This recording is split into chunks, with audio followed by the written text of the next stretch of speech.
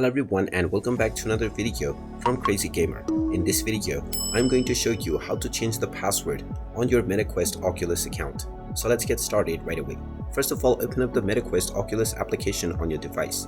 And if you haven't logged in already, proceed forward with your credentials and you will be taken into the feed page from which you will be able to browse through the application.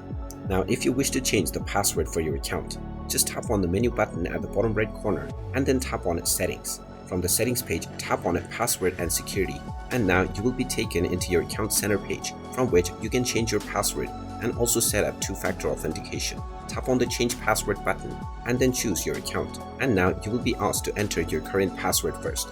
Type in the current password that you use for login into your account and then enter your desired new password underneath. You will then need to type in this new password once again for confirmation.